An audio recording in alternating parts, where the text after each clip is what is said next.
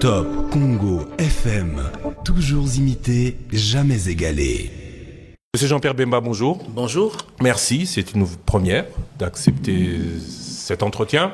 Alors, campagne électorale oblige, on commence par là. Que vise le MLC de ces scrutins? La majorité au Parlement et dans les provinces?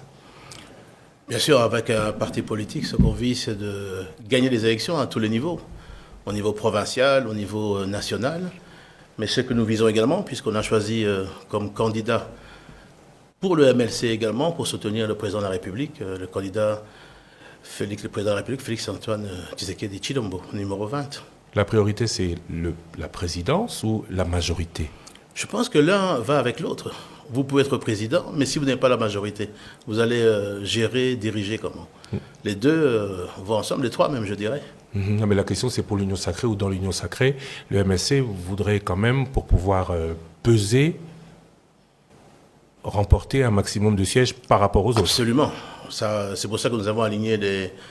Et je pense que nous sommes un des premiers partis à avoir le plus grand nombre de candidats, les députés tant nationaux, pour pouvoir avoir un maximum de députés nationaux au niveau de l'Assemblée nationale, que députés provinciaux également, pour pouvoir avoir les majorités au niveau des assemblées provinciales, ainsi que pouvoir obtenir un très grand nombre de sénateurs. On vous a vu partout, plus d'une trentaine de localités à vous seul, chose qu'aucun autre membre du Présidium de l'Union sacrée n'a fait.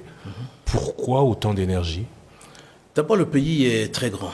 Et je pense même que les 38 localités que j'ai faites n'ont pas fait la totalité de partout où j'aurais dû aller. D'ailleurs, je pense qu'un mois pour faire une campagne pour l'élection présidentielle, pour soutenir un candidat à l'élection présidentielle, est pour moi même très peu. Il faudrait même qu'on arrive à 2 mois pour l'élection présidentielle, 1 mois pour cette amende législative et 15 jours pour les provinciales. Mais j'ai pu faire le maximum. Parfois, nous arrivions à 4 localités par jour, en commençant à 9h du matin, en terminant à 18h. Dans vos déplacements, vous avez eu des propos controversés sur un autre candidat à l'élection présidentielle. N'eût-il pas été plus simple de ramener cette affaire ou ces dossiers à la Cour constitutionnelle pour l'invalider? Écoutez, ça ne m'appartient pas d'ailleurs d'aller au niveau de la Cour constitutionnelle, mais ce qui m'appartient, c'est d'éclairer la population. Je connais l'individu que vous parlez et je pense qu'il était important au moment actuel de pouvoir éclairer la population parce que c'est un choix qui est important, le sommet de l'État. Et je pense qu'il était important qu'on puisse également expliquer que la personne que vous parlez ici est d'abord un menteur. Parce qu'il ment partout, il ment auprès de tout le monde et il ment systématiquement. Dans les dossiers que vous parlez, parce que j'ai été également aussi attaqué là-dessus, et j'étais surpris d'apprendre, parce que je ne l'ai pas suivi, mais j'ai suivi une bande qu'on m'a envoyée, qu'il aurait dit sur une radio internationale, par rapport à une question qui a été posée, s'il était oui ou non zambien, il a dit qu'il n'avait pas de passeport zambien. Or, son porte-parole a confirmé, le jour où j'ai demandé au niveau du stade de Massina, qui nous dit si c'est vrai ce que cet opposant zambien disait, ou l'accusait d'avoir le passeport et l'identité zambienne, son porte-parole l'a confirmé. Ça, c'est grave. Parce qu'au sommet de l'État, vous ne pouvez pas mentir au peuple. Et ça, c'est terrible. Et je dis que vous ne pouvez pas non plus introduire des demandes de visa, tant au niveau de l'Angleterre qu'au niveau des États-Unis, et dire que vous êtes zambien et mentir au peuple que vous n'êtes pas zambien. Je veux dire, ce qu'on demande à un président, c'est de dire la vérité à la population. Ça qu'on demande à un président. Plus grave encore, lorsque le monsieur dont vous parlez, en 2013, fait une demande d'application de visa pour les États-Unis. 2013, c'est les premiers dans le site qui a fait apparaître toutes les entrées qu'il est arrivé aux États-Unis. Il a commencé en 2013. En 2013, il était gouverneur de la province de Katanga, n'est-ce pas? Donc, vous imaginez un monsieur qui est gouverneur d'une province, en République démocratique du Congo, qui a le passeport diplomatique en tant que gouverneur de la province, et qui va dans un pays étranger, notamment les États-Unis, et qu'il demande le visa en tant que Zambien, lui qui représente une grande province comme le Katanga. Vous mentez à la Grande-Bretagne, vous mentez aux États-Unis, vous mentez au Congo. Et vous mentez également à l'Italie, parce qu'il a également la nationalité italienne. Ce qui est grave, c'est que lorsque vous faites ça, c'est-à-dire que vous considérez que le passeport congolais n'a aucune valeur à vos yeux. Vous, gouverneur de cette grande province du Katanga. Vous avez dit que vous avez suivi... Pire encore, vous minimisez l'importance du passeport congolais et vous le privilégiez au passeport zambien. C'est-à-dire que vous n'êtes ni congolais, ni dans l'âme, ni dans l'esprit, ni même dans le sang. Et je vous dis, je le défie même de connaître l'hymne national congolais. Ces accusations resteront lettres mortes. Seuls les candidats, vous l'avez dit tout à l'heure, peuvent apporter des faits nouveaux. Pourquoi ne pas l'avoir fait via votre candidat si vous êtes si sûr des informations que... Mais les informations sont là à la place. Je veux dire, il appartient à ceux qui jugent de pouvoir le porter au niveau de la justice de le faire. Et s'il est élu ? S'il est élu, je veux dire, c'est ça la volonté du peuple, mais je ne pense absolument pas. Ce que je également dois vous dire aussi, c'est que monsieur, la même personne que vous parlez là, est un manipulateur. Manipulateur parce que systématiquement, il a manipulé les images de ces rencontres qu'il disait avec la population. Et heureusement que les Congolais ont l'esprit ouvert aujourd'hui. Ils ont les moyens également, par des drones, par des images à l'arrière, de montrer la réalité de ça. Quand vous voyez la ferveur qu'il y avait au niveau du chef de l'État, parce que je l'ai suivi dans plusieurs étapes, j'ai vu des foules énormes, Bumba, Lissala, Gemena, Badolité, Zongo. J'ai vu les images j'étais pas là, mais de Mbujimaï. J'ai vu les images de Bukavu. Mais je veux dire, je n'ai aucune crainte, à avoir sur ce qui pourrait arriver au niveau de notre candidat. Revenons un peu sur ce problème des nationalités. Le camp de celui qu'on n'a pas cité affirme que votre colère d'aujourd'hui est due au fait que leur candidat a fait le plein dans votre fief. Et il vous montre aussi du doigt en disant, vous accusez l'autre d'avoir fait une chose que vous aviez vous-même fait auparavant. Détenir un passeport étranger. Écoutez, il faudrait d'abord qu'il le prouve. Moi, son passeport, il est là, là-dessus. Faire le plein à Gemena, ce qui s'est passé, il est venu avec $250 000. Parce qu'en fait, lui, le problème de ce monsieur, c'est qu'il considère la politique comme les affaires. Il faut acheter. Et la corruption, chez lui, est également une des raisons pour laquelle il fait de la politique. Il achète les individus. Certains candidats à l'élection présidentielle ont été achetés ou proposés en tout cas, à coût de $500 000, $200 000. D'autres également ont reçu plus de $1 million. C'est ça, que ce monsieur n'a aucune moralité et surtout aucune leçon de morale à donner. C'est-à-dire que pour pouvoir donner des leçons de morale, il faut être en mesure de ne pas pouvoir en recevoir soi-même. Or que je peux vous dire que le système, et ce que je voudrais dire à toute la population, le système de ce monsieur, ce qu'il a érigé dans sa province qu'il gérait au Katanga, était un système mafieux. Vous n'aviez, lorsqu'il était gouverneur, il n'y a aucun commerce, que ce soit des salons de coiffure, que ce soit des entreprises de taxi, que ce soit des entreprises d'abattage, que ce soit également des minoteries. Il n'y a aucune entreprise qui n'avait pas l'obligation de pouvoir lui donner sa place dans l'entreprise. Je vous donne 2 exemples, et le Katanga, nos frères du Katanga connaissent ça. La compagnie First Quantum. Qu'est-ce qui se passe? Canadienne. Ce monsieur gouverneur, dans ses opérations, réclame des marchés de la sous-traitance. First Camtoon dit non, il n'est pas question, ici on ne va pas l'appliquer. Eh bien, il fait fermer cette entreprise, il a fait saisir. Lorsque l'entreprise se plaint au niveau des tribunaux, on la dédommage avec 40 millions de dollars, le monsieur revend l'entreprise à 500 millions de dollars.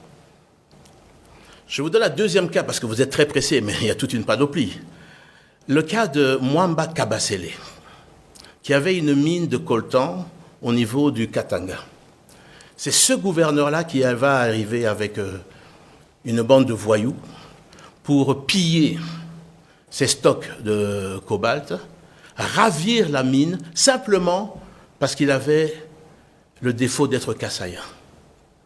Voilà le type de personnage que certains veulent voir gérer le Congo, et je dis ça, c'est pas possible.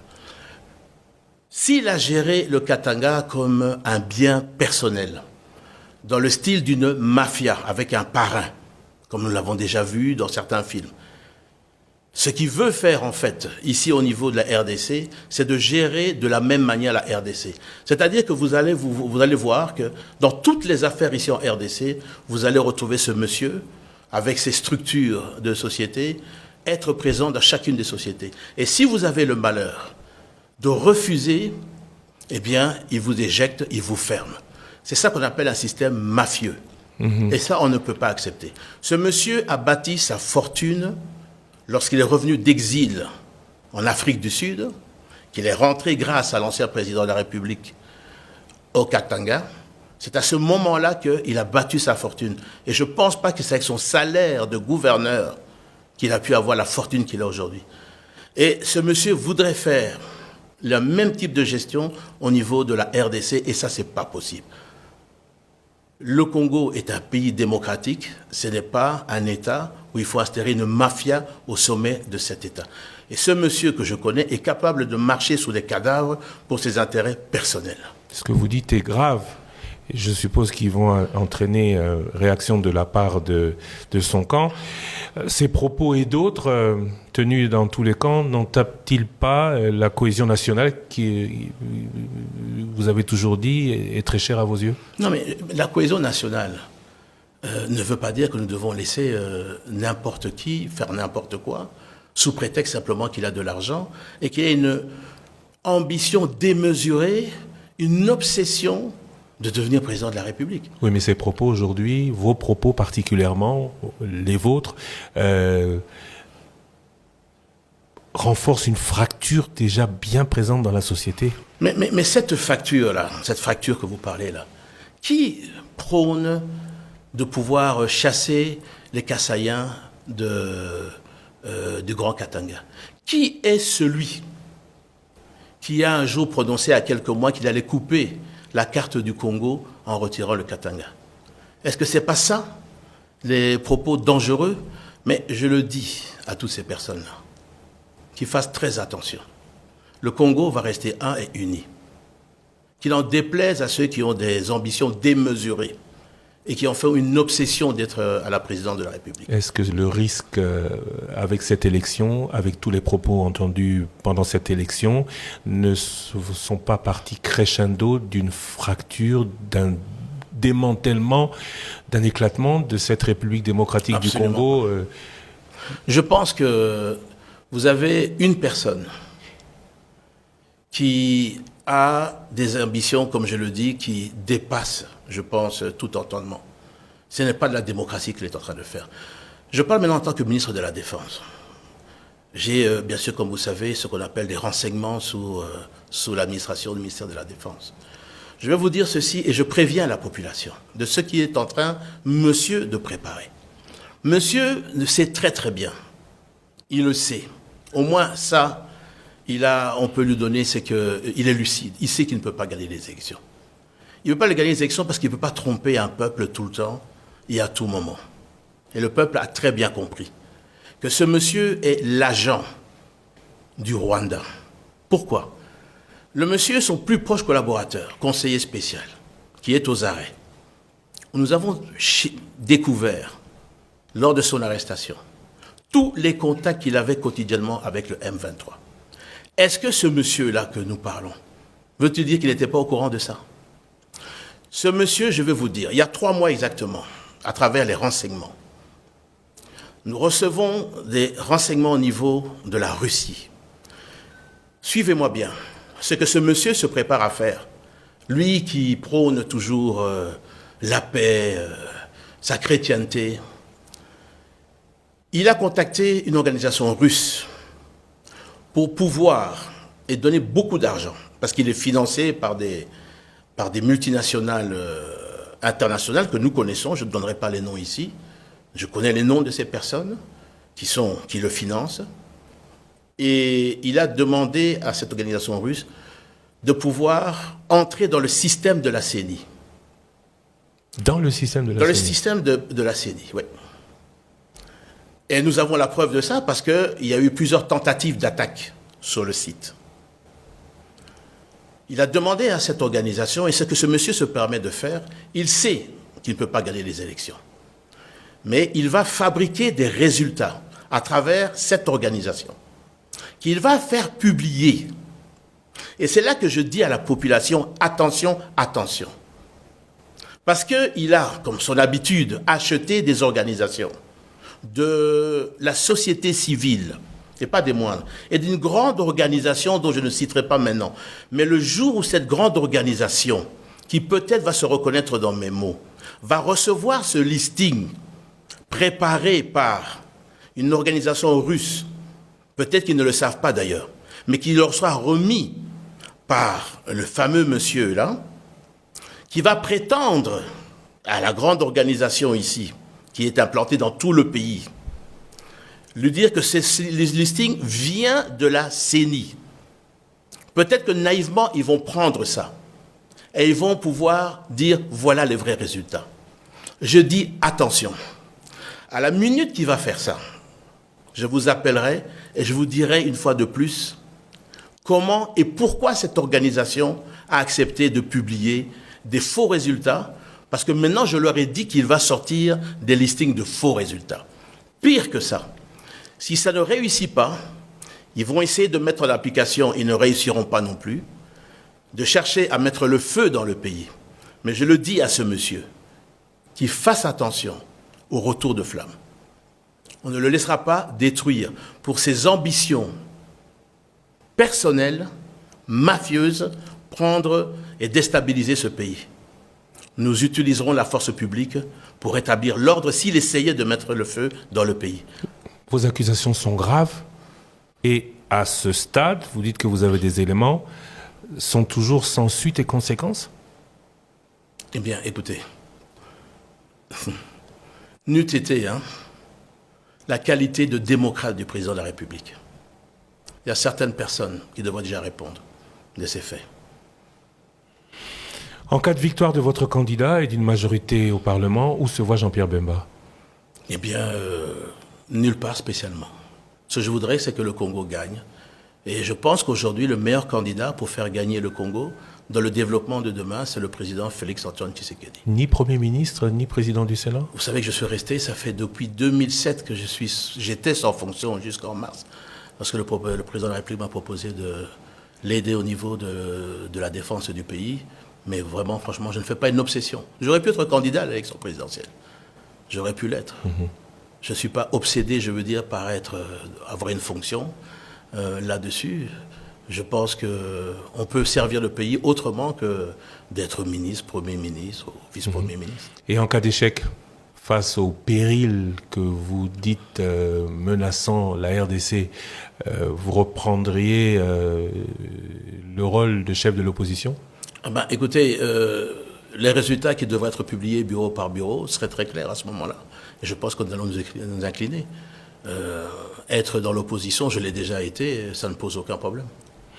Dans le même temps, certains regrettent que le ministre de la Défense ne se soit pas fait plus remarquer. Vous avez dit, j'en profite, vous avez dit, vous êtes ministre de la Défense, vous êtes exprimé pendant cette interview en tant que ministre de la Défense. Vous n'êtes pas fait plus remarquer, exprimé sur le champ de bataille. À quand de bonnes nouvelles de l'Est ? Eh bien, je peux vous dire, et je ne voudrais pas vendre la peau de l'ours avant de l'avoir attrapé, mais en ce moment, les forces rwandaises sont en train de se retirer de beaucoup d'opposition. On n'en fait pas encore cas parce que nous ne sommes pas naïfs. Les choses pourraient retourner, mais en tout cas, nous observons un cessez-le-feu et un retrait des troupes rwandaises de certaines positions. Veut-il dire que les choses vont continuer dans ce sens? Mais si ce n'était pas le cas, bien sûr, nous sommes parés à toute éventualité, mais je suis fier de ce que nos forces font sur le terrain. C'est vrai que nous ne communiquons pas parce que nous n'avons pas à communiquer sur les victoires comme certains le font à chaque fois qu'ils prennent 2 Kalachnikov et 3 petites grenades. Mais je peux vous dire que nos forces sont en train de s'appliquer très fort. Je veux dire que c'est quand même l'actif du président de la République qui a consenti beaucoup de moyens pour la formation, je veux dire, de nouvelles troupes dans les centres d'instruction qui sont ouverts et l'acquisition d'équipements modernes que beaucoup de pays africains certainement ne possèdent pas. On ne vous a pas beaucoup entendu?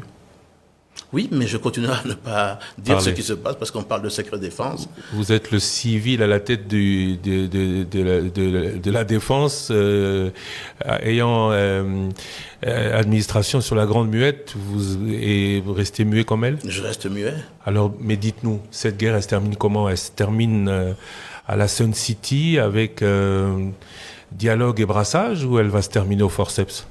Écoutez, nous sommes parés à toute éventualité, comme on dit, c'est-à-dire que nous sommes prêts.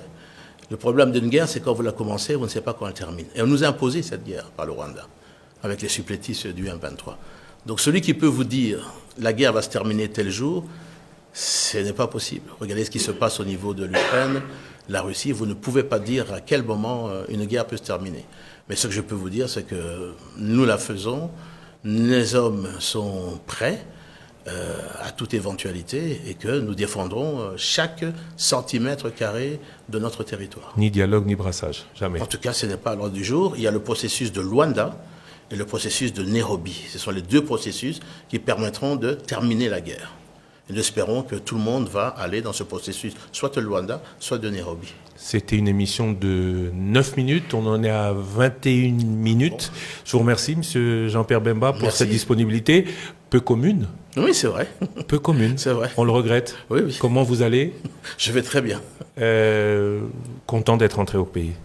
Mais ça fait depuis 2019, hein. 2018 d'abord, un petit séjour. Et puis, je dirais, plus longtemps, à partir de 2019, avec l'arrivée d'ailleurs du président Tshisekedi à la tête, et qui a permis, je veux dire, à tous les opposants qui étaient châtiés, y compris même la personne que nous parlons ici, avait été interdit par l'ancien président de pouvoir rentrer dans le pays. Il a pu bénéficier aussi de la magnanimité du président, lui donnant un passeport, jusqu'au moment où il a poignardé, comme il a poignardé d'ailleurs de son ancien président aussi. Donc j'ai une anecdote à vous dire à ce sujet. Ah oui? Ah oui. Je pense que nous sommes en décembre 2021. Je pense qu'au moment, il vient à Kinshasa parce qu'il ne sait pas s'il va rester ou il va partir. Il vient me voir à la maison. Et je lui dis, mais j'ai des renseignements disant que tu es en train de chercher à retrouver l'ancien président, à vous réconcilier, tout ça. Je lui dis, mais tu sais quand même ce qu'il a dit de toi. Il a dit que tu étais un traître, que tu étais un Judas. Par rapport à lui, il essayait apparemment, selon toi, d'essayer de te tuer et t'empêcher de rentrer dans le pays. Droit dans les yeux, hein. Mon frère, jamais je ne peux faire ça. Retourner chez ce monsieur. Tu sais ce que je lui ai fait. Je dis, écoute, moi je te dis, fais attention. Mois de mai, je pense, 2022, on voit qui s'embrasser dans l'église à Lubumbashi? C'était une poignée de main.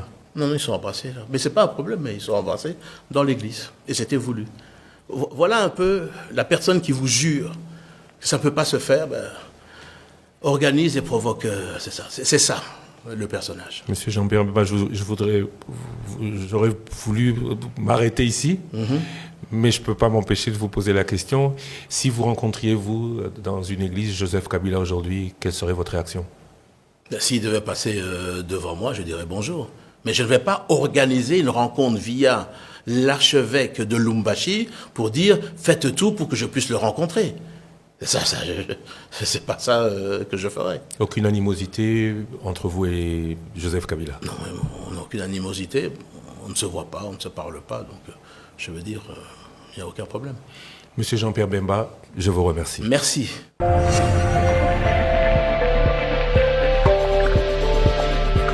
Top Congo FM, toujours imité, jamais égalé.